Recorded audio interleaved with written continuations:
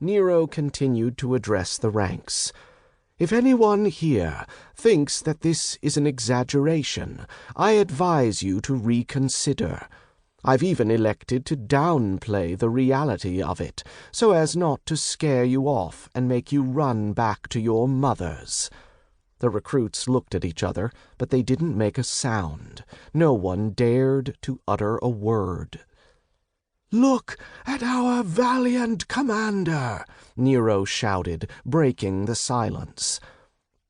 In unison, the soldiers turned to look at Hadjar as he continued to run around the parade ground.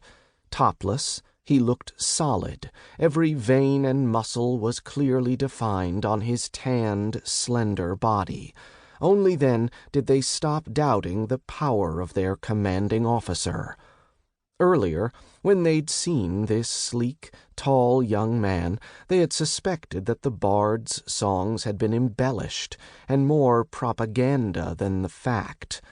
Now that his top was off, they saw Hadjar's figure, which looked as if it had been sculpted by an artist, and watching him carry the 6 huge logs on his back, well, they couldn't believe their eyes. Nero continued. "Every morning you'll carry a log on your back and run with it for 2 hours. After that, you'll have 10 minutes of rest, during which everyone will drink at least 1 full glass of the brew provided by our most venerable healer. Don't be fooled into thinking it'll be as fragrant as your grandma's tea, though. Ha!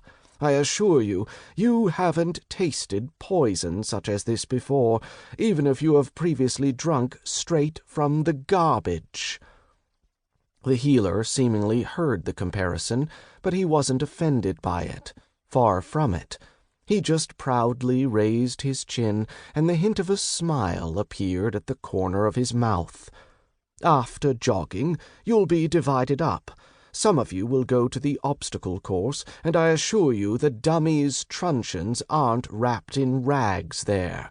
If you get a fracture, the healer will cure you by morning, of course. But, and this is a big but, you'll lose my respect, which none of you have even managed to earn thus far, and the following day you'll get to run with a heavier load." Hadjar attempted to hide his smile as he ran, but he didn't succeed. Nero carried out his duties as an assistant much better than Hadjar ever had. Once upon a time. In fact, less than 6 months had passed since he'd been the one filling the role of Dogar's assistant. Now, though, after everything that had transpired, it seemed like a lifetime ago. Time had an odd way of going by during wartime. Sometimes it was as slow as a snail, and yet at other times it was as quick as a diving falcon. Nero's raised voice brought Hadjar out of his reminiscing. "After the obstacle course, you'll spar or have target practice.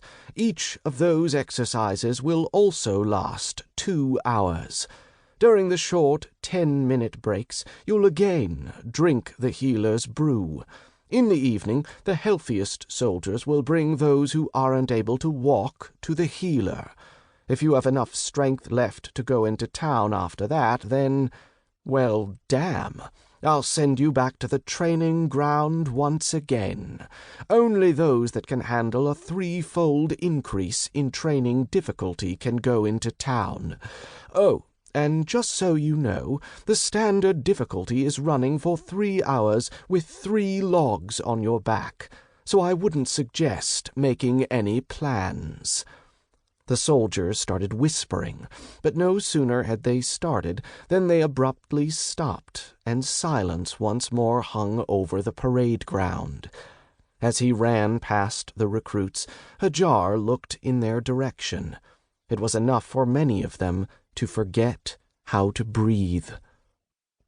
For a moment they saw not a man looking back at them, but rather a predator, a wild beast, one that was terrifying, ferocious, and ready to tear the sky itself apart. The gaze of his clear blue eyes was frightening.